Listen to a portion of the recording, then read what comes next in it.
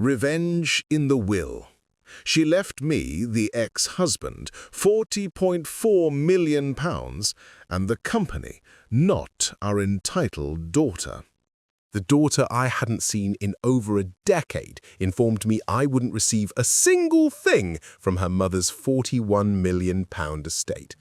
She sat there looking pleased throughout the solicitor's reading, but then the solicitor read one sentence and she stopped smiling. My daughter sat at the reading of the will, wearing a smug, satisfied smile. I never thought I'd see my daughter Cordelia lose control. But when the solicitor read one single sentence from my ex-wife's will, a sentence that shook the very foundations of her multi-million-pound enterprise, Cordelia's scream echoed through that office, raw with disbelief and pure, unadulterated rage. And in that shattering moment, my entire world, everything I thought I knew about my life and legacy, flipped completely upside down. Just moments before that chaos, my life was wrestling with smaller disasters. A flask of tea shattered against the tiled floor. Smash! Your blasted gutter is leaking onto my prize orchids again, Malcolm! Mrs. Blackwood's angry voice pierced the thin terrace house wall. 58 and still cleaning messes that weren't entirely my fault. That new conservatory I'd installed last month, it had one loose sealant bead. Just one. And every third day it sent a stream of rainwater cascading over the property line right onto Prudence Blackwood's prize cymbidium orchids. I tried explaining the repair schedule, but patience wasn't exactly Prudence's strong suit. The mobile phone rang, buzzing like an angry hornet. I ignored it, focused on mopping up the dark, spreading tea puddle, but the persistent ringing cut right through Prudence shouting about property values and inconsiderate neighbors. On the fifth ring, I sighed, stood up, and tossed the soaked towel into the sink. "Malcolm Jones speaking?" I answered, my voice a little weary. "Mr. Jones, this is Alastair Higgins from Higgins, Shaw and Partners in Nottingham." The man's voice was careful, professional, that tone I'd learned to recognize over the years, the kind that always preceded bad news. "I'm calling regarding Verity Margaret Jones." My hand tightened around the receiver. Verity Margaret Jones. Nobody had called her by her full name in my presence for 18 years. A cold dread seeped into my bones. "What about her?" I choked out. "Sir, I'm very sorry to inform you that Miss Jones passed away on Monday afternoon. The funeral service is scheduled for this Thursday at 3 at St. Michael's Parish Church." The words didn't just hit, they slammed into me like a physical blow. I sank into the kitchen chair, its familiar creak suddenly deafening in the silence that followed. Monday afternoon. That was 4 days ago. 4 days while I'd been worrying about leaky gutters and tea stains. "Mr. Jones, are you there?" Alistair's voice was softer now. "Yes, I'm here." My own voice sounded strange, distant, like it belonged to someone else. "How did you get my number?" "Your name was listed in Miss Jones's personal effects as an emergency contact. I understand you were previously married." Previously married? 25 years of my life reduced to a legal footnote. "Yes," I said automatically. "We divorced in 2007. Just muscle memory. "I see. Well, there will be a reading of the will following the service. You're named as a beneficiary, so your presence would be appreciated." Beneficiary. The word felt foreign, impossible. Verity had built her empire after our divorce, transforming that small textile importing business she'd started during our marriage into something I barely recognized from the newspaper articles. What in the world could she possibly have left me? "Mr. Jones, will you be attending?" Through the kitchen window, Prudence Blackwood was still fussing over her waterlogged orchids.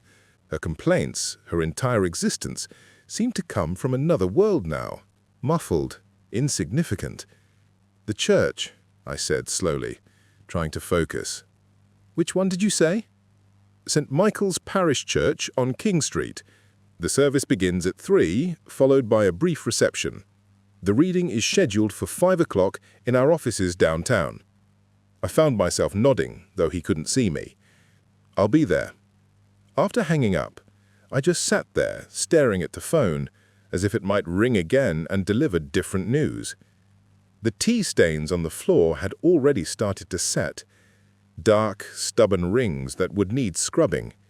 But I couldn't move, couldn't process the simple, devastating fact that Verity, vibrant, stubborn, impossible Verity, was gone.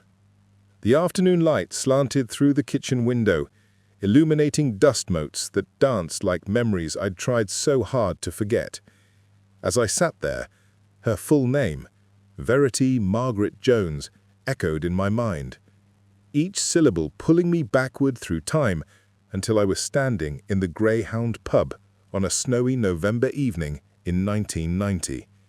I was mid-bite into a pork pie, fork suspended, watching a woman in a purple velvet dress tear into the manager. "You're telling me you won't consider applicants from outside London for the procurement role because they aren't cosmopolitan enough? That's the most ridiculous thing I've heard all week." Her voice clear and uncompromising.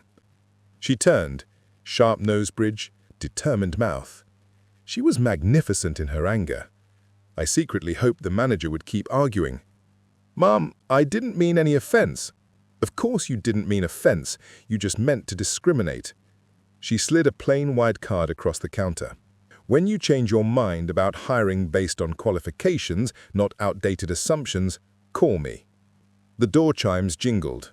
She left, draining the electricity from the pub. I watched her climb into a green mini metro. Methodical, but fierce. "That one's trouble," the manager muttered. I stood up, leaving a £10 note. "No," I said, surprising myself with my certainty. "That one's extraordinary." I memorized the business card. Verity Core, Logistics Analyst. It took me 3 agonizing days to work up the courage to call.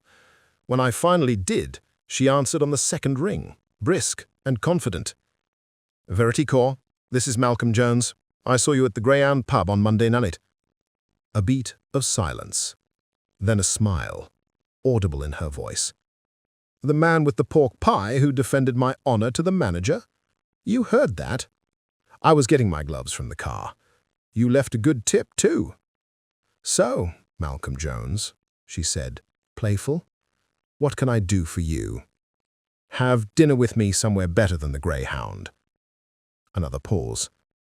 "A date or logistics consulting?" "Definitely a date, though if you have any advice about convincing beautiful women to have dinner with strangers, I could use the consultation." She laughed. A real, genuine laugh. "Friday night, Ristorante Fiore on High Street, 7. She wore that same purple velvet dress, but underneath a pale blue shawl that made my pulse race. We talked for 3 incredible hours about everything but business, her childhood, my local council planning job, old movies. When she laughed at my story about accidentally flooding my apartment, I knew deep down I was falling hard. 5 months later, I proposed in that very same pub, sliding a ring across the same counter. "Marry me, Verity Core. Make me the luckiest man in Derbyshire." She said yes before I had even finished asking.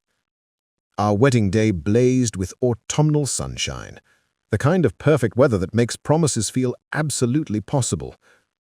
Verity wore her grandmother's dress, carrying hydrangeas. My hands shook as I slipped the ring on. "Forever," she whispered.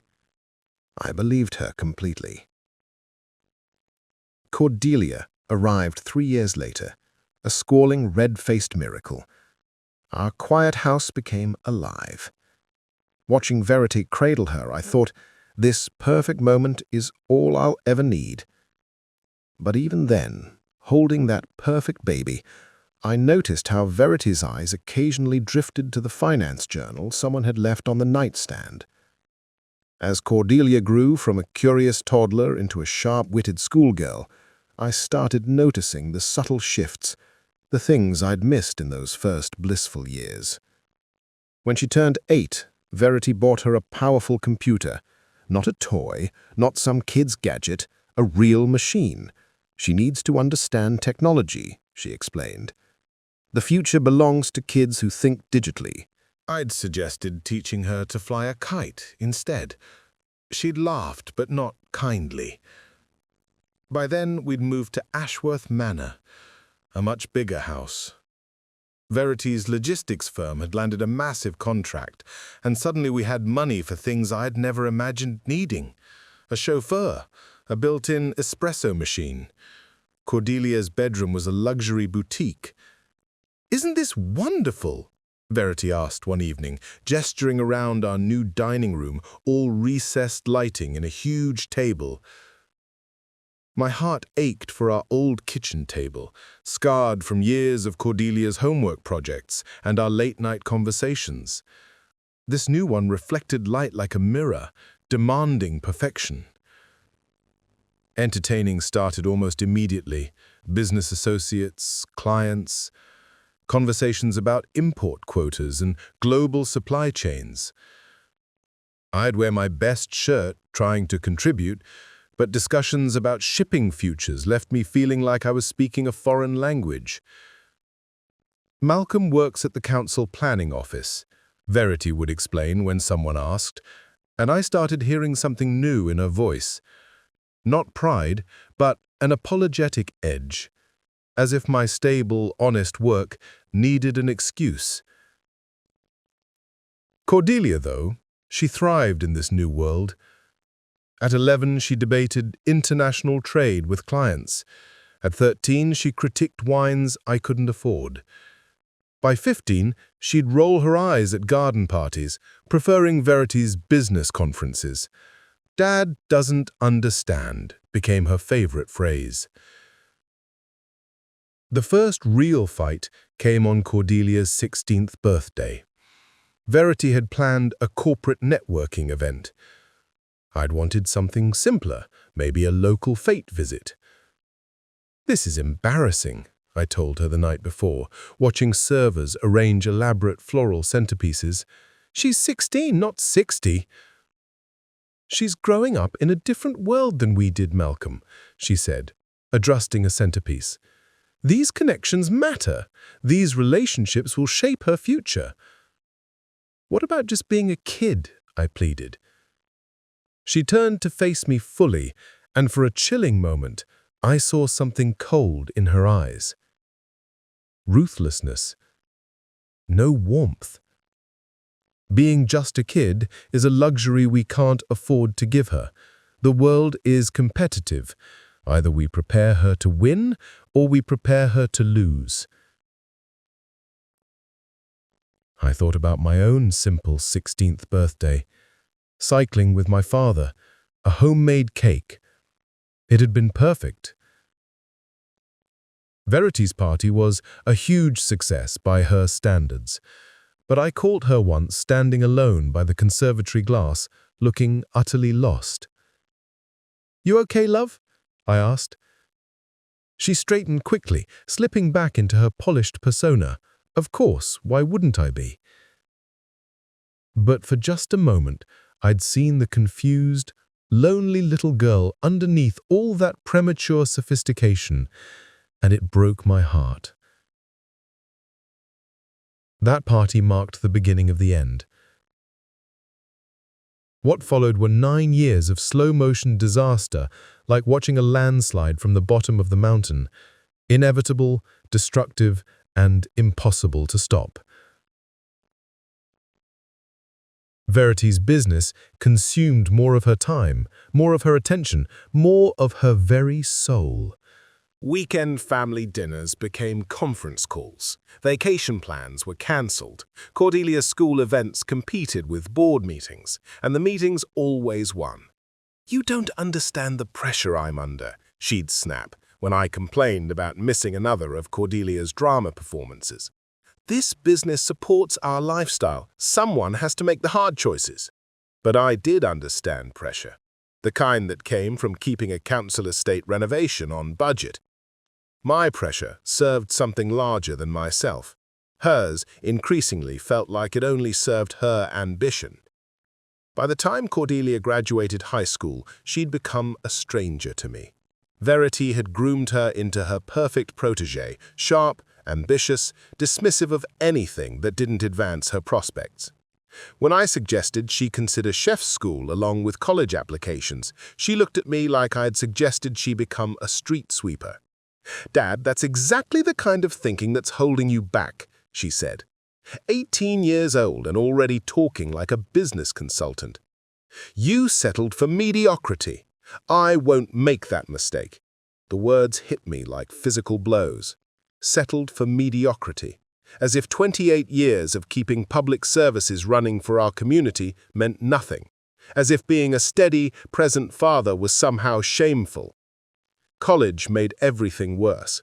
Cordelia chose business management school, Verity's alma mater, naturally, and came home for holidays full of theories about leveraged buyouts. She looked at our house, our life, our values with barely concealed contempt. "You could do more, Dad," she'd say, as if my contentment was a personal failing. "Some things matter more than money," I'd reply, but she'd already stopped listening. The final explosion came during her senior year. Verity had been working 120-hour weeks on some massive merger deal. I'd been handling everything at home. When she missed Cordelia's graduation because of a client crisis, I finally said what had been building for years. "This is enough, Verity. Family has to come first sometimes." She stood in our kitchen, that stainless steel and quartz shrine to success, still in her business suit at midnight, checking emails. She looked up, her eyes flashing. "Don't you dare lecture me about priorities. Everything we have, everything Cordelia's accomplished, exists because of my work." "What about everything we've lost?" I asked, my voice cracking. "Like what?" She finally looked up from her phone, genuinely puzzled. "Like us. Like being a family instead of an acquisition." She stared at me for a long, painful moment, and I saw my answer in her eyes before she spoke. We weren't a family anymore. We were a business arrangement that had simply outlived its usefulness. "Maybe it's time we stopped pretending this is working," she said quietly. The divorce took 8 agonizing months. Verity's solicitors were efficient, professional, devastating. I got the house on Willow Lane, our old starter home, and enough money to live modestly. She got everything else, including Cordelia's unquestioned loyalty.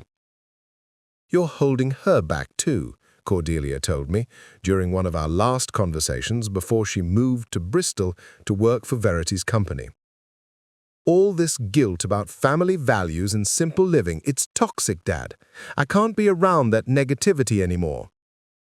I sat alone in my empty house afterward, surrounded by boxes of memories from a life that apparently meant nothing to the people I'd loved most. Now, 18 years later, the afternoon light was fading outside my apartment window. My tea had grown cold. The ceramic shards were still scattered on the floor. Somewhere across town, funeral preparations were underway for the woman who'd once promised me forever. And I had no idea why she'd remembered my name in her will. The 4 days between Alistair Higgins's call and the funeral passed in a strange, suspended state. I'd cleaned my apartment twice, pressed my one good suit, and rehearsed conversations that would never happen. Each morning, I'd consider not going, but each evening found me still committed. I had to pay my respects, whatever the cost. Thursday morning arrived, grey and cold, typical May weather in Derbyshire.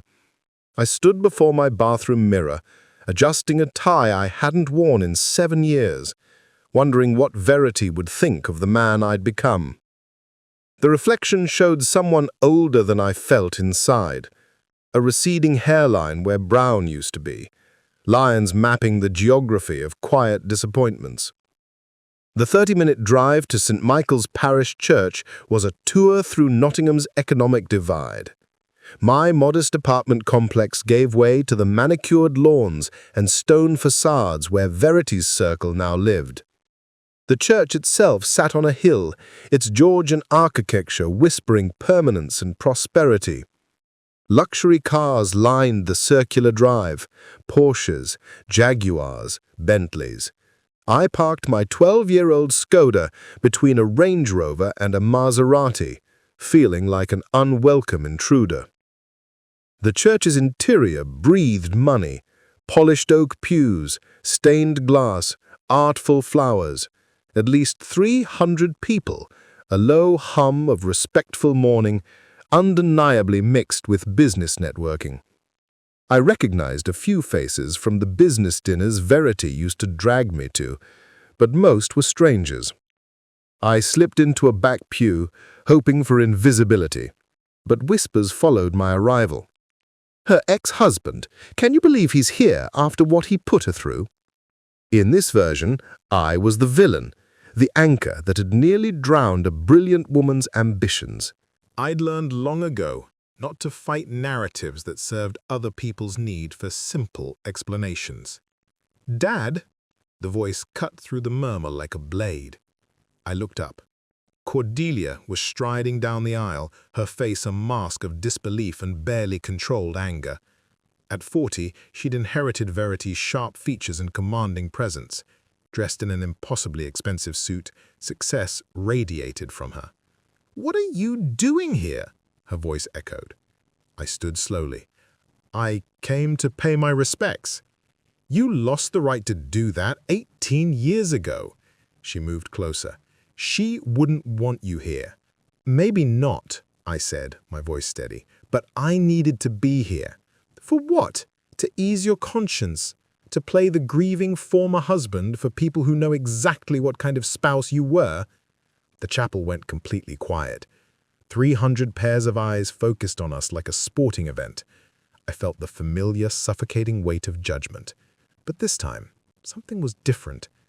I had nothing left to lose. "I'm not here to cause trouble, Cordelia," I said, quiet but firm.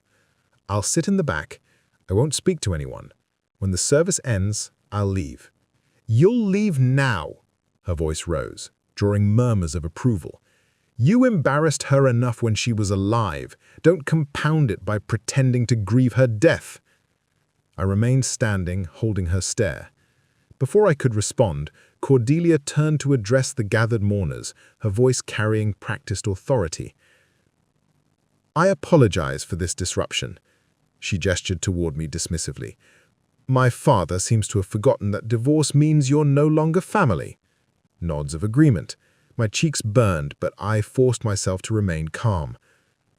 "For those who don't know," Cordelia continued, warming to her theme, "this is Malcolm Jones, the man who spent 25 years holding back one of the most brilliant women this city has ever produced. While my mother was building an empire, he was content to punch a time clock and complain about her ambitions." "Cordelia, that's enough," I cut in. "Is it? I think these people deserve to understand why you're really here. He took half her assets in the divorce despite contributing nothing to her success. Then he spent 18 years acting like the victim while she built something magnificent." Faces nodded. Former friends avoided my eyes. "She supported him for years while he refused to grow. And now he shows up expecting sympathy, expecting to be treated like he mattered in her life." Each word landed like a physical blow. Not entirely untrue, but they reduced 25 years of a complex marriage to a simple story of failure and blame. I thought about defending myself, but what was the point? These people had chosen their narrative long ago. "My mother died building something that will outlast all of us," Cordelia concluded, her voice ringing. She deserved a husband who would have helped her reach those heights, not one who tried to drag her down to his level. The church fell silent. I stood there fully exposed, feeling the crushing weight of 300 judgmental stares. Part of me wanted to run, but another part, the part that had loved Verity Core more than anything else in the world, refused to be driven away from her final goodbye. "Are you finished?" I asked quietly. Cordelia's eyes flashed with surprise. She'd expected me to crumble. I loved your mother for 43 years, I said, my voice carrying clearly. 25 of them as her husband, 18 more as someone who wished her well, despite everything that went wrong between us. I'm not here to make claims or demand recognition. I'm here because once upon a time we made promises to each other that mattered, and I choose to honor that memory. I sat back down, folding my hands in my lap, a strange calm settling over me. Around me, the silence stretched uncomfortably. Cordelia stood frozen in the aisle, unprepared for resistance to her public trial. "The service will begin in 5 minutes," the funeral director announced. Cordelia shot me one final look of contempt before striding toward the front pew reserved for family. As conversations gradually resumed, I caught fragments of continued gossip. Nerve of some people. Poor Cordelia having to deal with this. But I stayed. I sat through the eulogy, the readings, the music. When it ended, people filed past, offering condolences to Cordelia while pointedly ignoring me. I waited until the church had mostly emptied. "Mr. Jones," a man in an expensive suit approached. "Alistair Higgins from Higgins Welsh & Partners. Could I have a word?" Exhaustion settled over me like a heavy coat.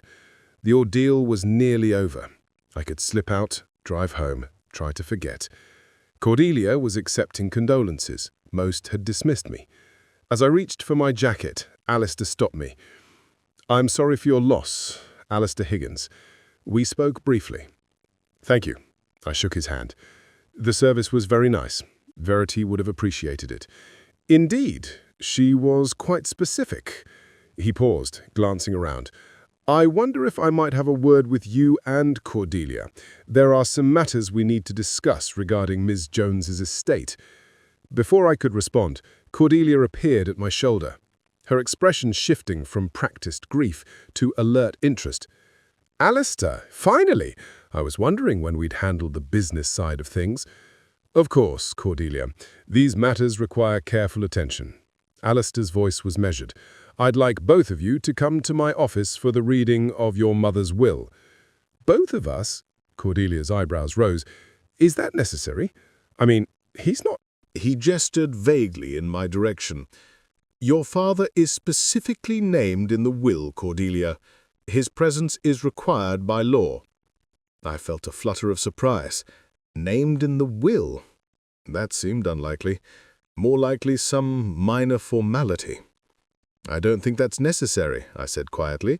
"I'm sure it's just a formality. You don't need me there." Alistair's eyes met mine directly. "I'm afraid I do, Mr. Jones. Ms. Jones was very specific about who should be present. Both you and Cordelia must be there. It wasn't negotiable."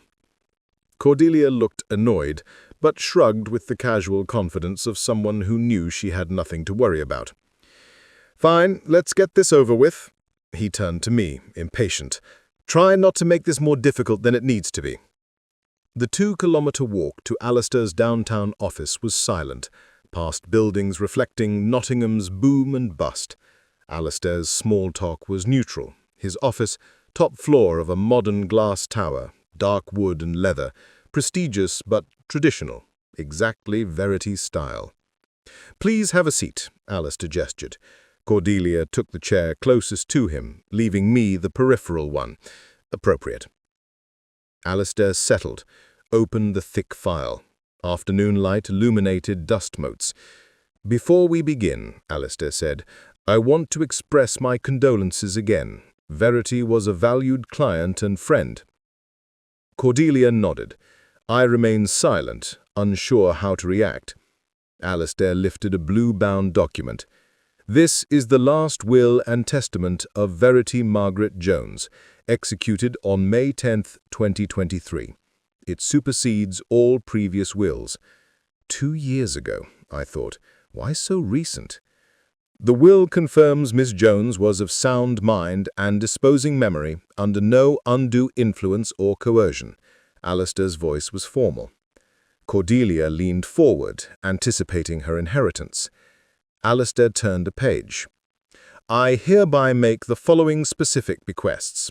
To my beloved daughter, Cordelia Elizabeth Jones, I leave the family home at 847 Ashworth Manor with all furnishings and property." Cordelia smiled. "A £950,000 house. Additionally, £600,000 transferred from my primary investment account." Cordelia's smile flickered.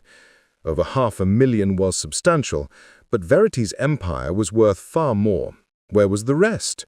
The company? "That's wonderful, of course," Cordelia said, masking uncertainty. "But what about Mum's business interests, the company?" "I'm continuing with the specific bequests, Cordelia. Please allow me to finish." Alistair was neutral. I felt like an intruder. £600,000 plus the house. Cordelia was set. It felt natural. She was her chosen successor. "The bequest to Cordelia," Alistair continued, "includes conditions.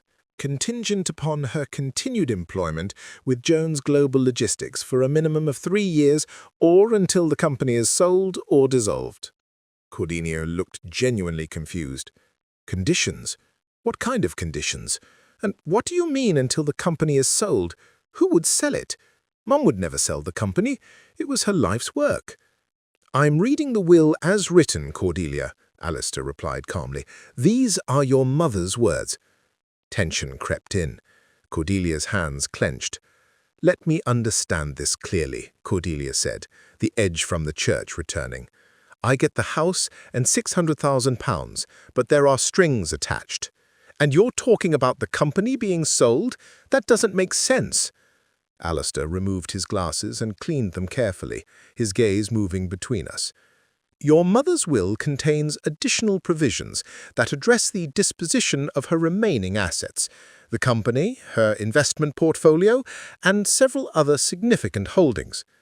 "Well, then let's hear them," Cordelia demanded, her patience clearly wearing thin. Unease grew. Alistair's careful words, a slightly apologetic tone, like a doctor delivering bad news. "Before I continue," Alistair said, "I want to emphasize that these documents represent Miss Jones's final, considered wishes. They were prepared after extensive discussion and consultation, and she was adamant about their contents." The room fell silent, except for the tick of an antique clock. Cordelia stared at the solicitor with growing alarm. I wondered again why Verity had insisted I be present. Alistair lifted the third page. "However," he said, his voice carrying a weight that made my stomach tighten, "there are additional provisions that fundamentally alter the distribution of Miss Jones's estate." He lifted his reading glasses and looked directly at me. Something in his expression, a mixture of sympathy and professional obligation, suggested I was about to hear something I wasn't prepared for. "However," he continued, his voice taking on additional weight, "the will contains provisions for the disposition of Miss Jones's remaining assets, which constitute the majority of her estate." Cordelia leaned forward even further, gripping the armrests. "Finally, let's hear about the company and the rest of her investments." Alistair returned his attention to the document, clearing his throat with a deliberate pause like someone about to deliver life-changing news. "To my former husband, Malcolm Frederick Jones, I bequeath the sum of £40.4 million to be transferred from my primary investment accounts and securities portfolio." The words hung in the air, like smoke from an explosion. My mouth fell open. £40.4 million. The number was so astronomically large it didn't seem real. It didn't seem to apply to someone like me, sitting in a solicitor's office in Nottingham, UK. "There must be some mistake," I managed to say, my voice sounding strange and distant. "Did you say 40 million? 40.4 million?" "Yes," Alistair's tone remained professionally neutral, but I caught something in his eyes. Not surprise, but the careful observation of someone watching an expected chaos unfold. Cordelia's face had gone completely white, then flushed an angry red, as if her blood couldn't decide which direction to flow. "What did you just say?" Additionally, Alistair continued reading, apparently determined to deliver the complete bombshell. I transferred to Malcolm Jones, controlling interest in Jones Global Logistics, including all subsidiary companies, real estate holdings, and business assets. This transfer includes 70% ownership of all corporate entities and appointment as chairman of the board of directors. I couldn't breathe.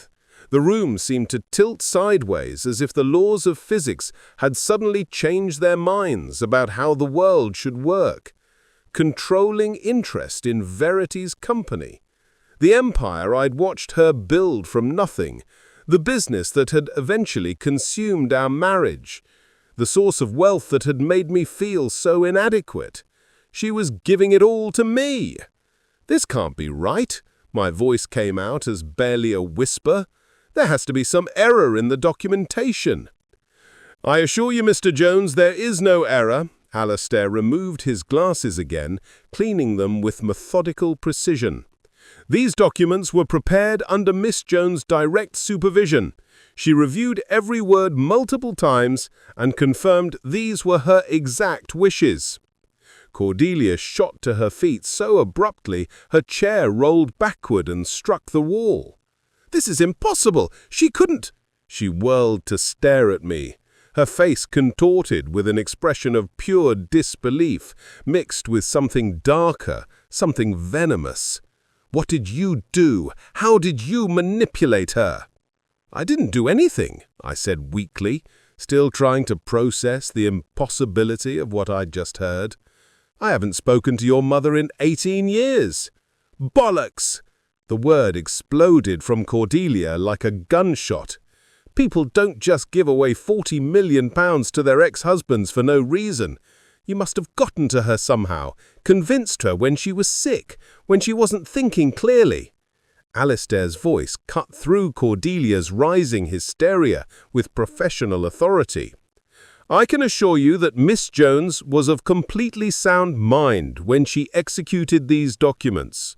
She underwent a thorough mental competency evaluation specifically to prevent any future challenges to the will's validity." I sat frozen in my chair, watching this scene unfold as if it were happening to someone else. The numbers Alistair had read, £40.4 million, controlling interest in a multi-million-pound company, belonged in a different universe than the one where I worried about grocery bills and car repairs. "But why?" I asked, the question emerging from some deep place of confusion and disbelief. "Why would she do this?" Alistair gathered the will documents into a neat stack, his movements careful and deliberate. "Miss Jones left specific instructions regarding that question, Mr. Jones. She asked me to share a personal message with you after reading these provisions." Cordelia's face contorted with rage and betrayal. "A personal message? She left him a personal message, but cut me out of everything that mattered?" "You received a substantial inheritance, Cordelia," Alistair replied calmly. £600,000 and a valuable property represent more wealth than most people see in their lifetimes." "Compared to what he's getting," Cordelia pointed at me with a shaking finger, her voice raw. "You're talking about hundreds of millions in total assets. The company alone is worth more than everything else combined." The room pulsed with tension, so thick I could taste it. Somewhere in the back of my mind, I realized that my entire life had just changed in ways I couldn't begin to comprehend. But all I could focus on was the impossible fact that Verity, stubborn, ambitious Verity, who had grown to resent everything I represented, had somehow decided to give me everything she'd built. That's when Cordelia completely lost control. "This is fraud," she screamed, her voice cracking with pure, unadulterated rage. "Criminal fraud. She was manipulated, coerced, mentally compromised." She whirled toward me, her face twisted with fury and disbelief. "You did something to her. There's no other explanation." I shrank back in my chair, overwhelmed by the violence of her reaction.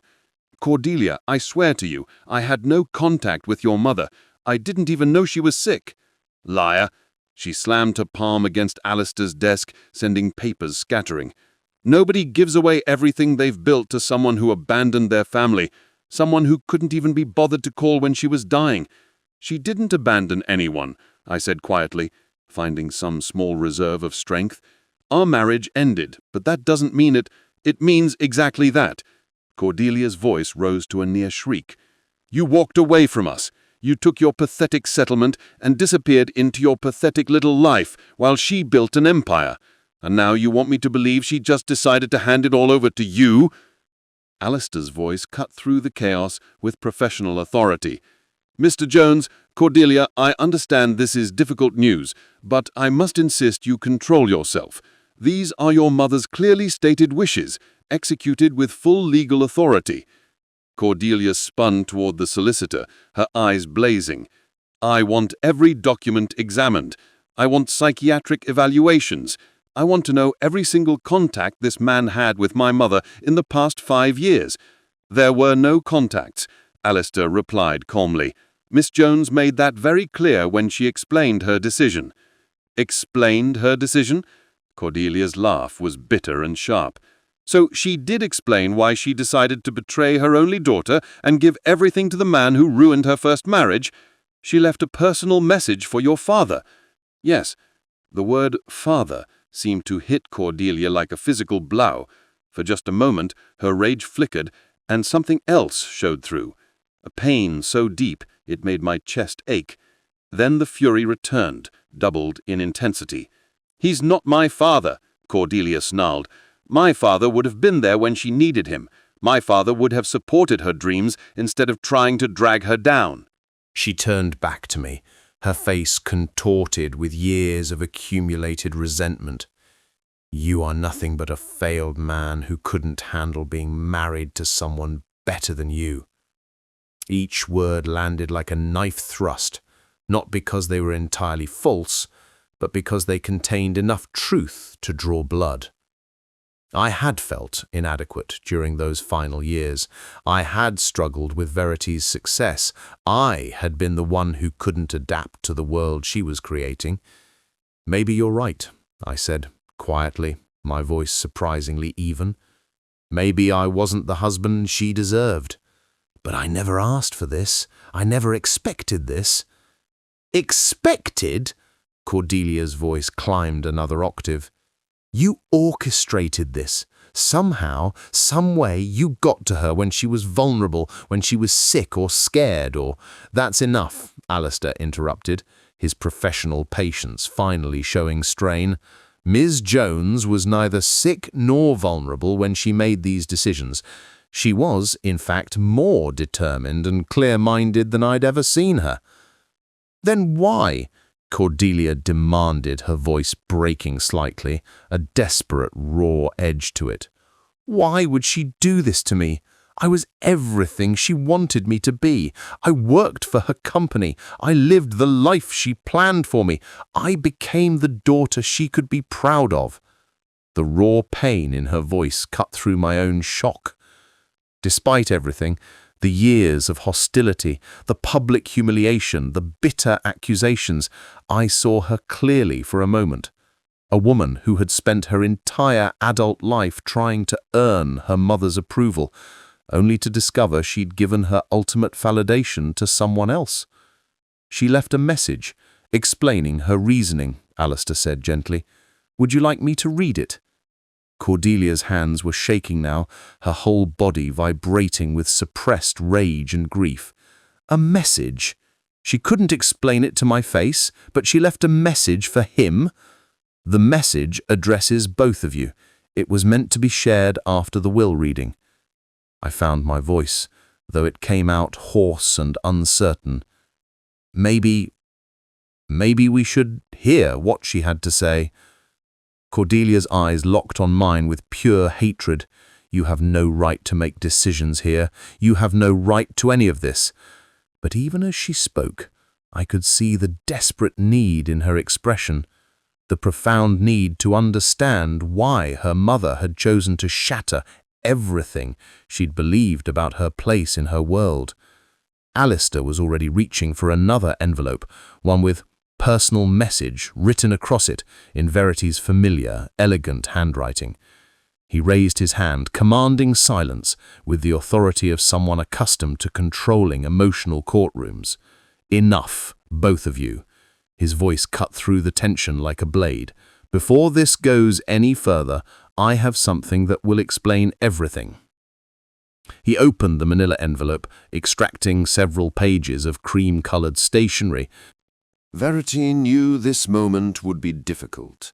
She asked me to read this personal message after the will was announced. Cordelia slumped back into her chair, her rage momentarily displaced by desperate curiosity. I remained frozen, afraid to hope for understanding, but desperate for any explanation that might make sense of this impossible situation. Alistair cleared his throat and began reading in Verity's own words. "My dearest Malcolm, if you're hearing this, it means I'm gone, and you're probably sitting in Alistair's office wondering if the entire world has lost its mind. I can picture your face, that expression you used to get when I had rearranged the living room furniture without warning, confused but trying to be polite about it. Despite everything, I felt my lips curve into the ghost of a smile. She'd captured that expression perfectly, and somehow hearing her voice through Alistair's reading made her feel present in the room. I know this inheritance comes as a shock.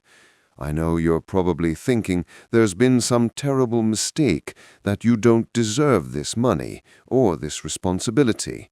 But Malcolm, you're wrong. You deserve every penny, and I'm going to tell you why." Alistair paused, glancing up at both of us before continuing. "I never stopped loving you, not during our worst fights, not during the divorce proceedings, not during these 18 years of stubborn silence. I was angry with you for not understanding my ambitions, but I was angrier with myself for choosing those ambitions over our marriage. You tried to save us, Malcolm. You begged me to find balance, to remember what mattered. I was too proud and too afraid to listen." The words hit me like physical blows. I felt tears starting, hot and unexpected, as decades of guilt and regret crystallized into this moment of impossible absolution. "Cordelia," the message continued, and I saw my daughter's head snap up at hearing her name. "My beautiful, brilliant girl, I know you're furious right now, probably convinced your father somehow manipulated me, but sweetheart, you're not ready for this inheritance, not yet." Cordelia's face went white, then red, cycling through emotions too quickly to track. "You've lived your entire adult life in the shadow of my success, accepting the benefits without understanding the responsibility. You've never had to build something from nothing, never had to make the hard choices that wealth requires. More importantly, you've spent 18 years hating a good man for crimes he never committed." "That's not true," Cordelia whispered, but her voice lacked conviction. Alistair continued reading. "Malcolm taught me about character, about integrity, about the kind of strength that doesn't need to prove itself through cruelty or judgment. I forgot those lessons when I chose money over marriage, business over love, but I never forgot the man who taught them to me." I was crying openly now, not caring how it looked. Verity's words were rebuilding something inside me that I thought was permanently broken, the sense that I had value, that my quiet life of dignity and service meant something. "Cordelia, you have received enough to live comfortably and explore who you might become without the weight of unlimited wealth. Learn to build something yourself. Learn to value people over profit. Learn to forgive your father for the crime of being human and imperfect." Cordelia made a sound like a wounded animal, but whether from rage or pain I couldn't tell. Malcolm, you're inheriting more than money. You're inheriting the chance to do what I should have done, to use wealth as a tool for good rather than a weapon for proving superiority. I trust you because you never wanted this, because you'll never use it to hurt people the way I sometimes did." The message continued for several more paragraphs, outlining practical arrangements and expressing hopes for both our futures. But the core message was clear. Verity had chosen love over entitlement, character over expectation, wisdom over wealth. When Alastair finished reading, the office fell into a profound silence. I sat with tears on my cheeks, overwhelmed by the gift of knowing that Verity had loved me until the end. Cordelia stared at the floor, her entire worldview crumbling around her. Finally, Alastair folded the letter carefully and placed it back in its envelope. "She asked me to give this to you, Malcolm. The original is yours to keep." I reached for the letter with trembling hands, holding the last conversation I would ever have with the woman who had shaped my life in ways both beautiful and painful. The weight of Verity's words settled over the office like dust after an explosion. For several minutes, none of us spoke. I held her letter against my chest, feeling the physical reality of her final gift. Not just the money, but the restoration of my worth in her eyes, and more importantly, in my own. Cordelia was the first to break the silence. "This isn't over," she said quietly, but the fire had gone out of her voice. "I can contest this. Mental incapacity, undue influence, fraud. There are ways to challenge a will." I looked at her, really looked at her for the first time since we'd entered Alastair's office. I saw a woman who had spent her entire life expecting the world to bend to her wishes, who had never learned that love couldn't be inherited or demanded, only earned. "You could try," I said gently. "But your mother was right, Cordelia. You're not ready for this responsibility." "And you are?" Her laugh was bitter, hollow. "You're a nobody," she spat. "A retired council worker with no business experience, no connections, no understanding of what it takes to run a company worth hundreds of millions of pounds." For a moment, the old Malcolm, the one who had felt inadequate for 25 years, wanted to agree with her. But Verity's words echoed in my mind. "You deserve every penny." "Maybe you're right," I said, slowly standing. "Maybe I don't know anything about running a business empire. But I know something your mother valued more than business expertise." "What's that?" Her face twisted with a final flash of rage. "I know the difference between serving others and serving myself." "This is insane. She was sick. She was old. She wasn't thinking clearly." Alastair's voice cut through the outburst with professional finality. "Your mother was 65 years old and in perfect mental health when she executed these documents. She underwent extensive psychological evaluations specifically to prevent the kind of challenges you're threatening." "Then why?" Cordelia's voice cracked like a teenager's, pure anguish bleeding through. "Why would she do this to me? I was everything she wanted me to be. I worked for her company. I lived the life she planned for me. I became the daughter she could be proud of." The raw pain in her voice cut through my own shock. Despite everything, the years of hostility, the public humiliation, the bitter accusations, I saw her clearly for a moment. A woman who had spent her entire adult life trying to earn her mother's approval, only to discover she'd given her ultimate validation to someone else. "She didn't do it to you, Cordelia," I said, my voice softer now, a surge of unexpected compassion for this angry, heartbroken woman. "She did it for you. She gave you a chance to discover who you are when you're not living in the shadow of unlimited wealth." "I don't want that chance." The words exploded from her with the force of 18 years of entitlement and expectation. "What I want is what's rightfully mine." "What's rightfully yours," I said quietly, "is £600,000 and a house worth nearly £1 million. That's more than most people see in a lifetime. What you think you deserved was never really yours to begin with. Cordelia stared at me for a long moment, and I saw her realize that something fundamental had changed. The man she'd publicly humiliated that morning, the father she'd dismissed as a failure, was no longer asking for her approval or understanding. "You think you've won?" she said, gathering her coat with shaking hands. "You think this makes you some kind of hero?" "No," I replied, and I felt the truth of it deep in my bones. "I think it makes me responsible." She stirred at the office door for a moment, seeming smaller, defeated. "This isn't finished." "Yes, it is," I said gently. "This finished the moment your mother made her choice. The only question now is what you do with the life she's given you." She left without another word, the door closing behind her with a soft click that seemed to echo in the sudden quiet.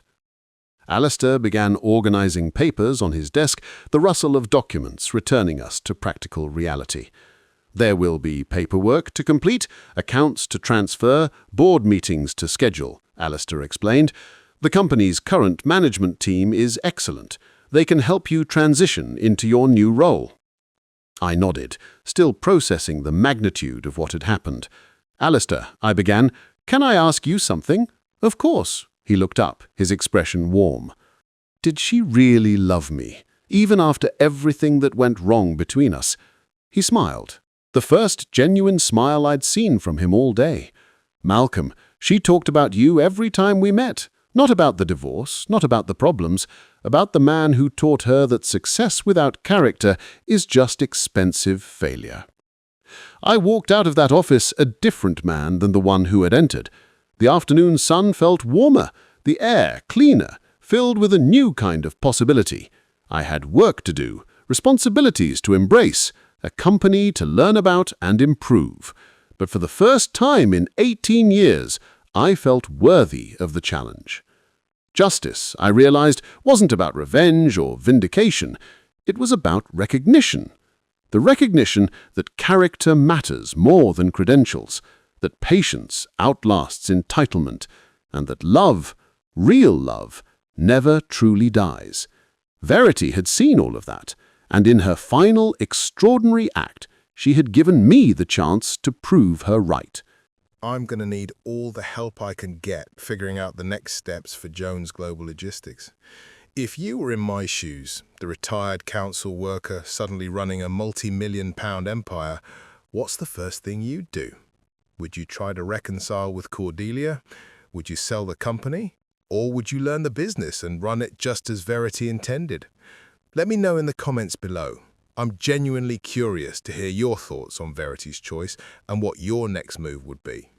Don't forget to like and subscribe for the next chapter of this incredible story.